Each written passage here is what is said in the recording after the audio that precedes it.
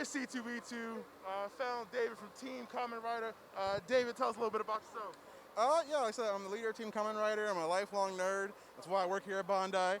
We're really happy to be growing Kamen Rider here in America. We're finally making traction, and it's really thanks to all you guys. So very excited. Yeah, David, I really appreciate you, man. Everything that you've been doing, man, and advocating for us over the last couple years, making sure that we get all the belts, making sure that we get everything, stateside, making sure that it's affordable. But give us a little info on the Futo PI that you guys really been branding. Yeah, so we recently just announced that we're doing some 1.5s for Futo PI. So we're doing a CSM double 1.5, which if you already have the first double 1.5, we will have a new memory set that is separate so you can just buy just that. But the difference is that it will have new sounds that are attuned to the anime.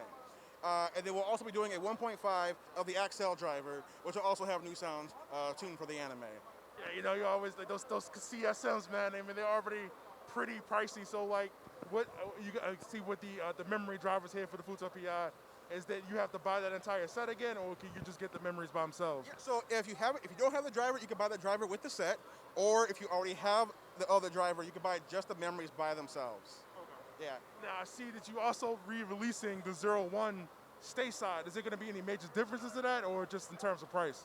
No, so the 01 driver, we're doing the re-release because, since the Blu-ray has just hit and there's a lot of new fans coming to it, this is a re-release for people who never got a chance the first time. And we also have some other things too coming, like the Shot Riser will be coming right after it. So now here's my question.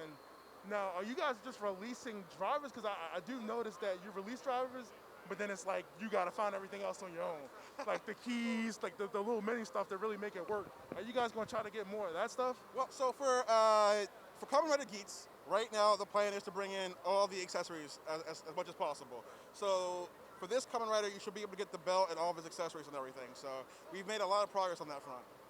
Now, how much influence have you guys had in terms of like getting a lot of the live action TV?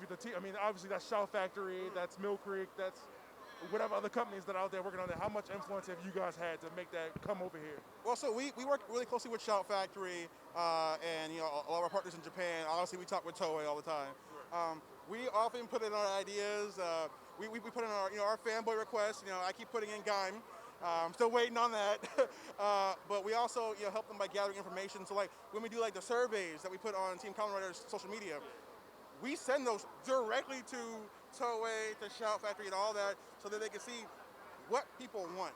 And I can't go into specifics on how much it changes, but it does alter what they do. It does affect what they choose to do. Now, no complaints on my end, but I just want the progress to happen a lot faster in terms of like what becomes available. Because I mean, obviously, you could Premium Bandai and those other places that you can buy the stuff in advance, but of course, way more money and shipping costs from Japan. Right. So I mean, it's one of the reasons I can appreciate. Like I said, when you get this stuff, you want to feel like you want to try to get everything complete, and a lot of it is exclusive to Japan. Like Christmas stuff and stuff that you would not be able to get outside of eBay or directly from wherever you're buying it from. Like you said, you have a plan to bring a lot of that going forward. Was there any new belts that's outside of 01, maybe Saber stuff that we're going to be getting? Or Saber stuff, as of right now, there's no plans for that. But in the future, if there's a reissue, there's probably a good chance that we could bring some Saber stuff in. Okay. So, I mean, end of the day, Team Rider's goal is to bring as much Kamen Rider here as possible. What's like the next big step for you?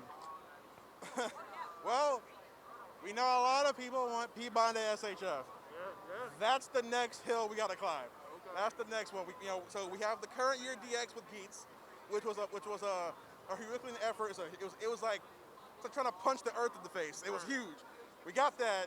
Next step, Bandai SHF. We're still working on it. We're still fighting. I sit near Tamashi. I bug them all the time. Yeah, man. Email, professionally bug them. Yeah. But look, David, keep doing what you're doing, man. I really appreciate you. You got me out here spending money. I shouldn't be spending on products. And like I said, man, keep doing what y'all doing. I'm gonna keep watching y'all videos. Keep advocating for our Kamen Rider.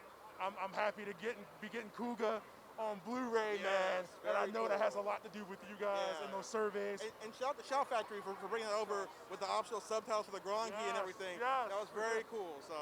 I didn't think I'd be alive to see any of this happen, man. Because before it was always such a secret, it was always niche. One thing that really helped out, just real quick, was at the Anime Expo, we had the panel. And the room fit about 1,000 people. And it was at like 90% capacity. It was full, and we brought over people from Bandai Japan, people from ADK were in the house, some toy people were in the house, and for the first time, they got to see in reality what we've been telling them over email for the past 2 years. There are Rider fans in America. Stuff like that is more impactful than anything. It's just them seeing you guys. Well, I'm glad you guys are paying attention because I do want it personally. Yes. You know what I mean? So, you know, like I said, maybe I'll take them out the box one day and actually play with them. But David, thank you again for stopping to do this interview with us. Yeah, no problem. You know, second cut's always the best. So thank you. Appreciate that, man. Thank you. Anytime, man.